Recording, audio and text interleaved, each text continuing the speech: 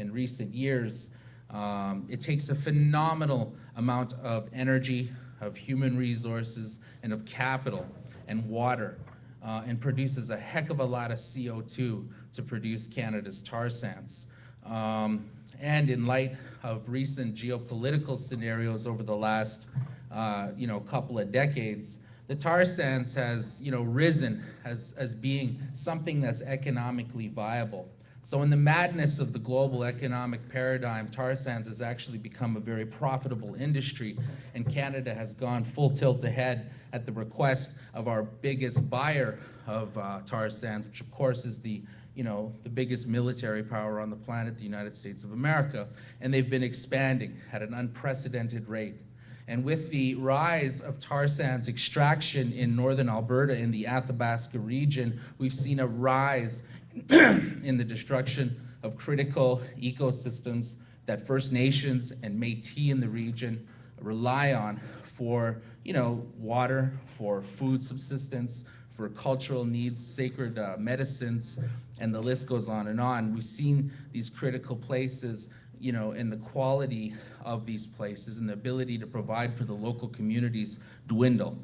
And not only that, but we've also seen an incredible rise in the rates of rare autoimmune deficiencies, of the rates of cancers in communities, most notably Fort Chipewyan, a community of 1,200 people, 250 kilometers downstream on the Athabasca River from Fort McMurray, where the majority of tar sands extraction is taking place.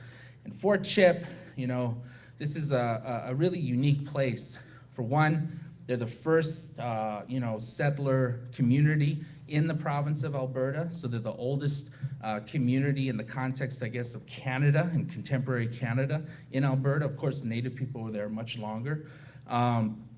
But it's comprised of two First Nations, the Athabasca Chipewyan First Nation and the Mikisew Cree First Nation, as well as the Métis Local 125, so a Métis community, and then a small settler municipality.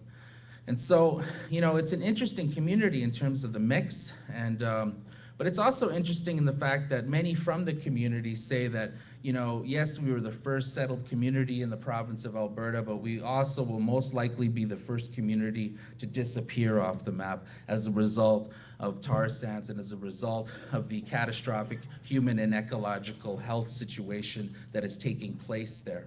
Since 2000, there has been over 100 deaths in this small community of 1,200.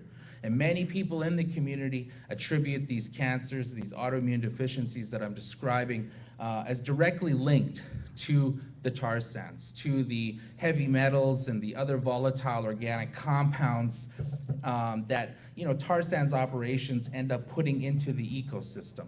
And all of these things, of course, bioaccumulate and compound in the human populations, and most specifically, the indigenous populations in the territory, as a result of the fact that, majority of people there still continue to have a heavily subsidized diet that relies on fish, that relies on moose, muskrat, beaver, and other wild game, and that relies on continuing to harvest berries and other sacred plants that are both used for medicinal and for consumption purposes.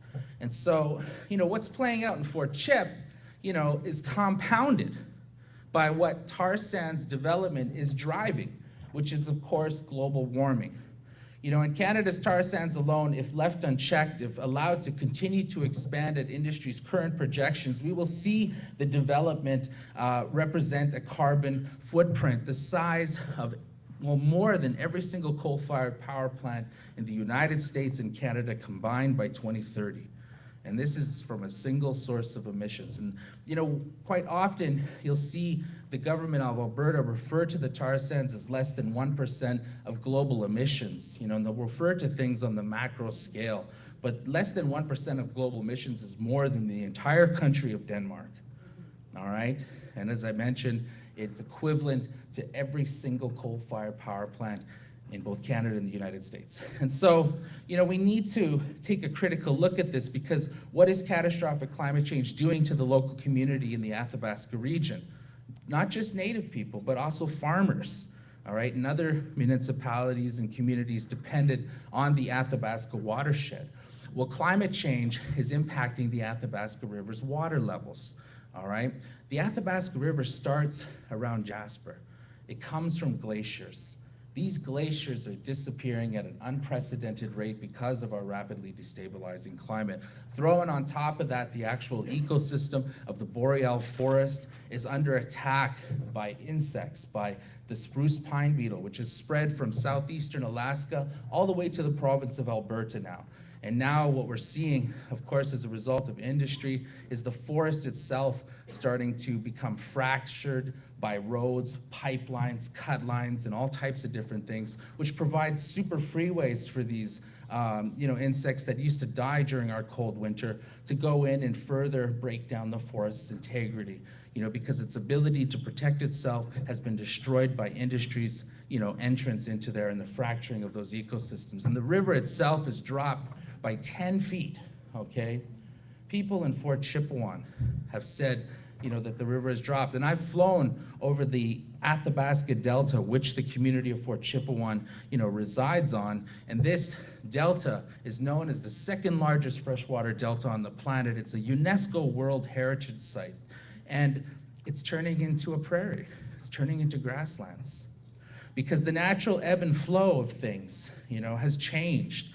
Before climate change, before the tar sands, before the waters dropped so much, it used to be that the ice, would jam, okay, every spring. And when that ice jammed, the Athabasca Delta would become flooded by the Athabasca River, okay, because there would be a naturally occurring dam.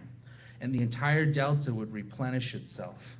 But now that that is not happening because of global warming, okay, and because of the water levels in the actual delta dropping so significantly, because of industry's uptake and because of, the fact that the water levels themselves just aren't there anymore, the ecosystem is going through a massive, massive shift.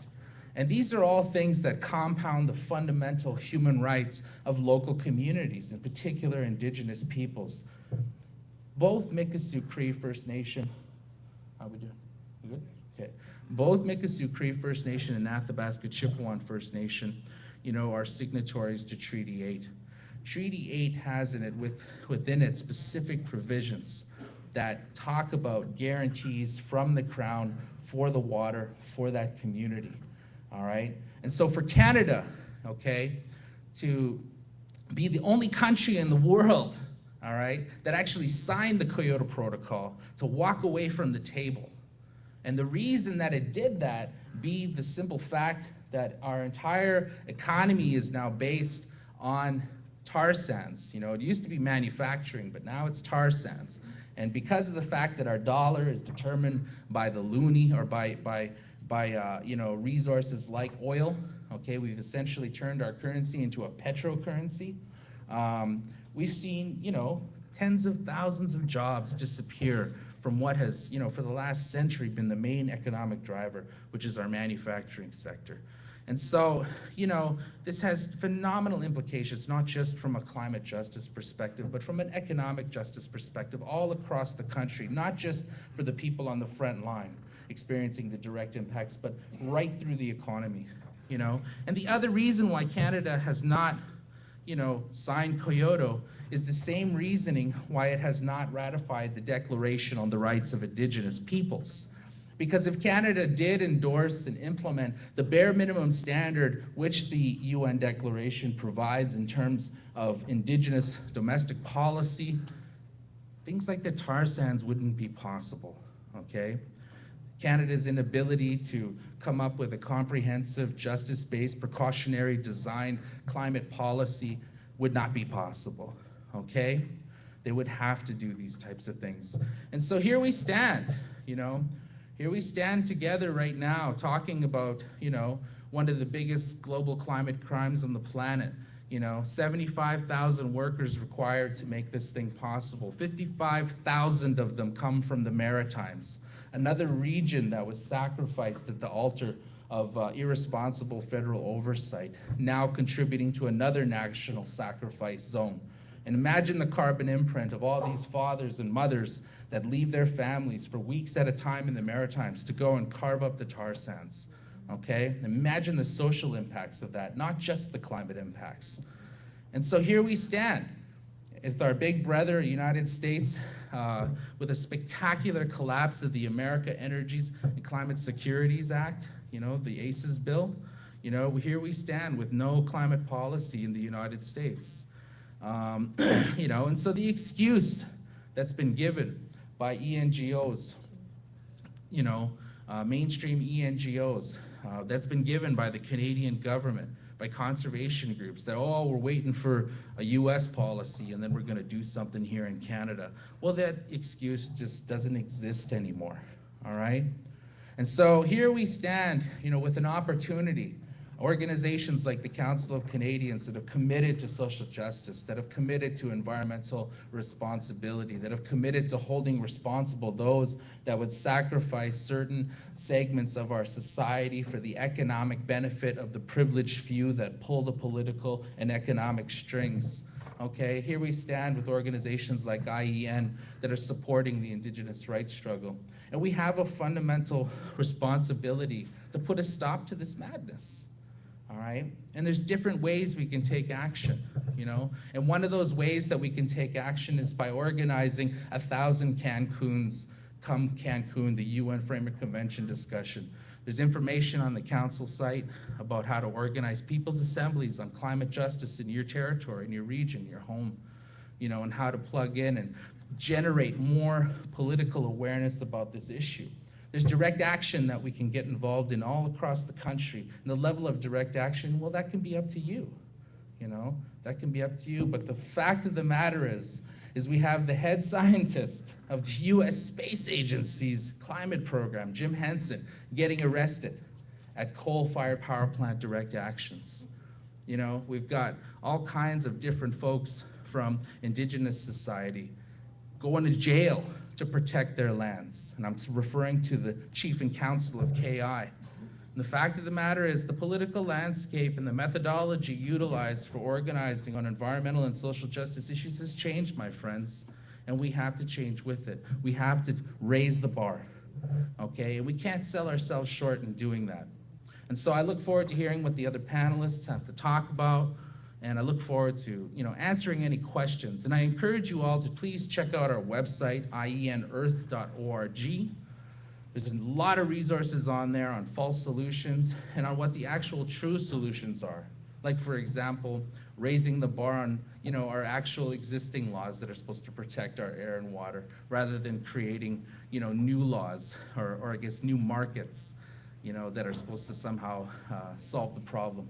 Anyway, Daphne's going to get into the discussion about allowing the fox to watch the chickens. So, thank you very much.